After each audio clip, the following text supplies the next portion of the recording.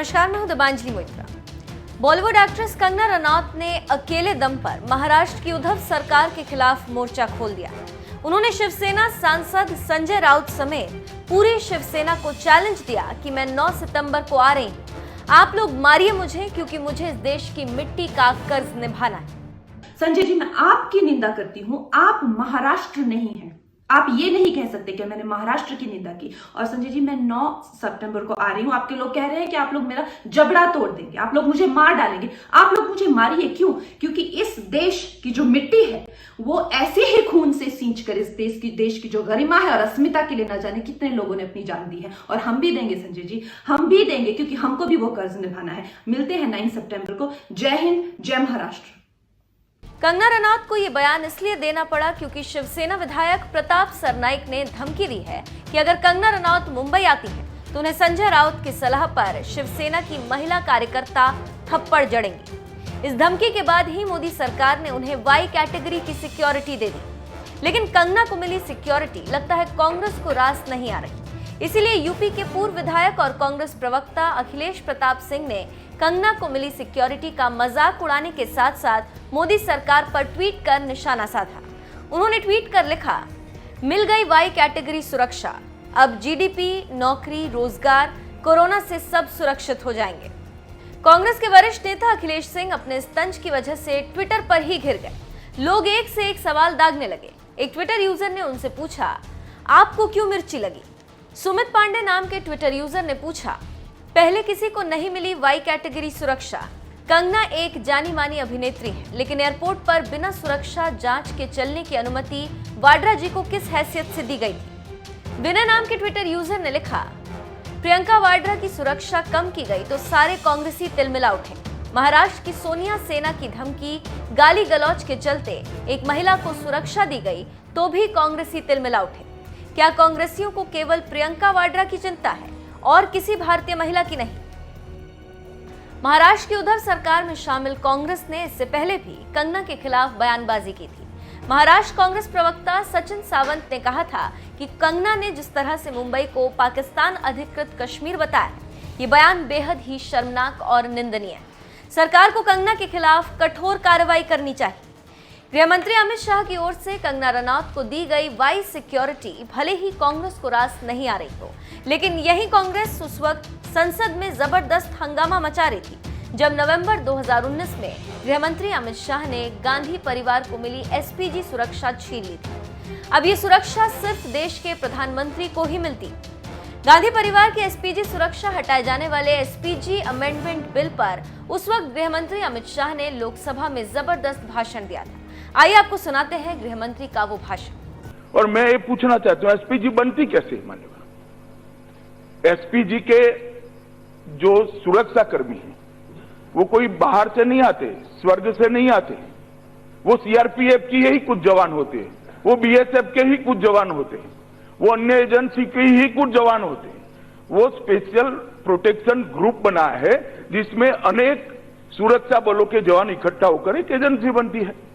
मैंने पहले भी कहा कि स्पेशल प्रोटेक्शन ग्रुप ये प्रधानमंत्री जी की न केवल व्यक्तिगत सुरक्षा, उनकी ऑफिस, उनके कम्युनिकेशन, उनके निवास पर उनके काम करने का जगह, उनका आरोग्य, ये सारी चीजों की चिंता करने के लिए बना है और इसीलिए इसका नाम स्पेशल प्रोटेक्शन ग्रुप रखा है।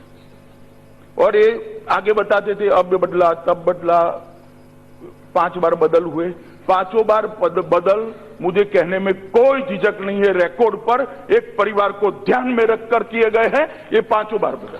पहली बार बदल प्रधानमंत्री की सुरक्षा को ध्यान में रखकर किया गया, वरना मैं बताता हूं अभी इतना शोर शराबा होता है। सुरक्षा खतरों की समीक्षा के बाद मान्यवर चंद्रशेखर जी की सुरक्षा ले ली गई। कोई कांग्रेसी कार्यकर्ता देश भर में कुछ नहीं बोला। चंद्रशेखर बहुत बड़े नेता थे, देश के पूर्व प्रधानमंत्री थे, बहुत बड़ा योगदान था। किसी का निवेदन नहीं है मान्यवर, किसी का नहीं। बाद में नरसिम्हा राव जी की सुरक्षा चली गई, कोई नहीं बोला। किसी ने चिंता व्यक्त करनी क्यों बोला? वो भी तो पूर्व प्रधानमंत्री थे, उनके परिवार की भी सुरक्षा निकाल ली गई। मैं पूरा डिटेल बताता हूं। आई के गुजराल साहब की सुरक्षा थ्रेट असेसमेंट के बाद में ले गई, कोई नहीं बोला। चिंता किसकी है? वीआईपी की है, देश के नेतृत्व की है, या एक परिवार की है? इसकी स्पष्टता होनी चाहिए। और मान्यवर, उसके बाद डॉक्टर मनमोहन सिंह अभी अभी प्रधानमंत्री है, इसी नियम के अंतर्गत मनमोहन सिंह की सुरक्षा छीन ली, बदली गई। वो शब्द प्रयोग करे, छीन ली गई, छीन ली नहीं गई है, बदली गई। मगर तब भी किसी ने वो हल्ला नहीं किया। क्यों? डॉक्टर मनमोहन सिंह देश के नेता नहीं है, पूर्व प्रधानमंत्री नहीं है, आपकी पार्टी के ही है। नरसिम्हा राव भी आपकी पार्टी के थे, मनमोहन सिंह भी आपकी पार्टी के थे।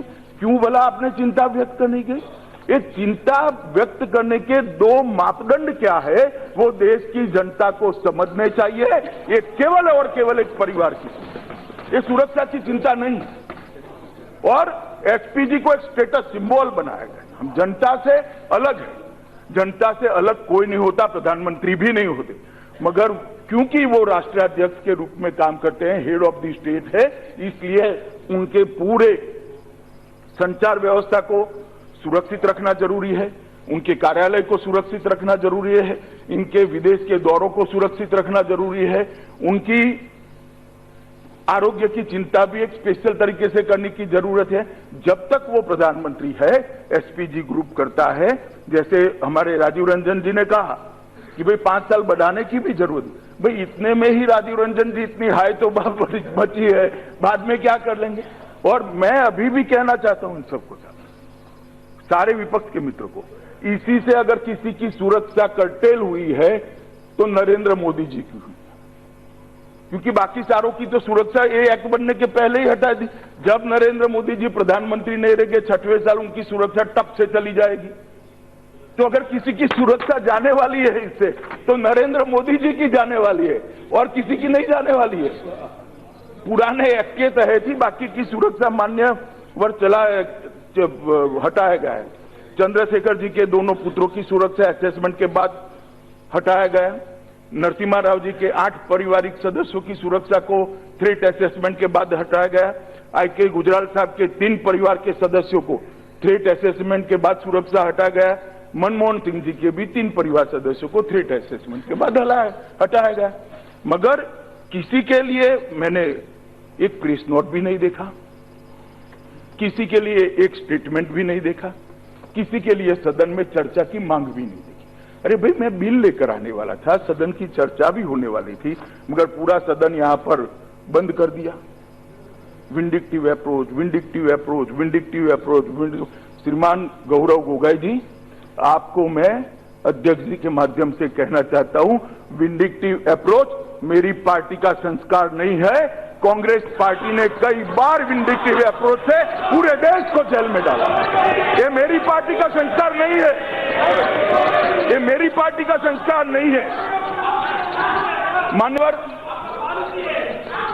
माननीय सदस्य, जब आपके मनीष तिवारी जी 30 मिनट तक बोले, कोई माननीय सदस्य नहीं बोला था। आप भी सुनने का माजदार हो, ये ठीक नहीं है। सदन में जब डिबेट होती है, वाद विवाद होता है, अगर उस समय कोई सदस्य बोलता उनको ही टोकता मैं। इसलिए नो, आप भी पॉलिटिकल बोले हैं, आपने भी आरोप ऊपर तक लगाए हैं। जब भी सभी माननीय सदस्य को बोले तो मैंने चुप करा दिया। माननीय गृह मंत्री जी, नो, माननीय गृह मंत्री जी। माननीय मनीष तिवारी जी ने चिंता व्यक्त करी। मैं मनीष तिवारी जी को आश्वस्त करना चाहता हूं, एक भी व्यक्ति, एक भी सुरक्षाकर्मी संख्या में वहां से कम नहीं किया गया है।